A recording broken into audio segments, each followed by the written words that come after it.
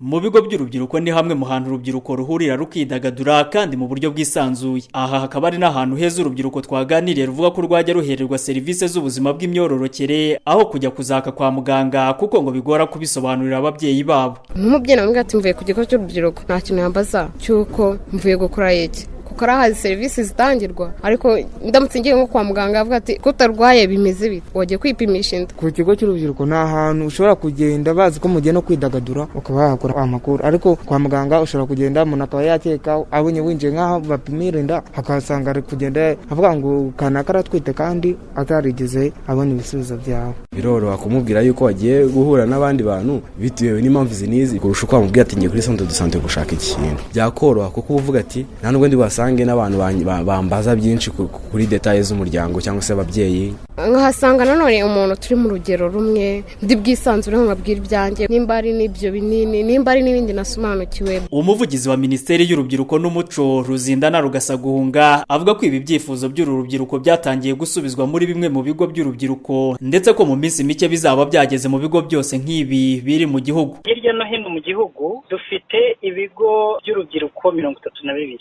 Ibigo bigera kuri 18 bitangwamo serivisi zo gupima sida ariko bakanatanga n'ubujyanama ku myororokere. Ibindi bigo 4 biratangwa ariko bigatangwa mu buryo budahoraho. Bigeza mu bigo byose nk'uko arimo kubivuga. Ni igikorwa tumazemo iminsi ndetse imyanya twayishyize ku isoko. Abantu basabye akazi ubu ngubu bigeze ku rwego rwo guhitamo abakozi batanze amadosiye yabo. Tuvuga ngo nibirangira abo bakozi bakaboneka bizasigara bitangwa 100% mu turere twose. Ku mpungenge urubyiruko rufite kandi rw'abatanga izi serivisi bashobora kuzibaha nabi, uyu muvugizi wa Minisiteri y'Urubyiruko n'Umuco abamara impungenge ngo kuko abo bahasanga ari abantu baba bisanzuraho nk'inshuti zabo ku buryo ibyo bababwira babyumva vuba kandi mu rurimi bumvikanaho. Guha urubyiruko amakuru ku buzima bw'imyororokere yizewe ni kimwe mu byo abaminisitiri b'uburezi n'ab'ubuzima bo mu bihugu 20 bya Afurika y'Iburasirazuba n'iy'Amajyepfo ndetse n'u Rwanda rurimo bemeranyijweho muri 2013 mu nama yabahurije Cape Town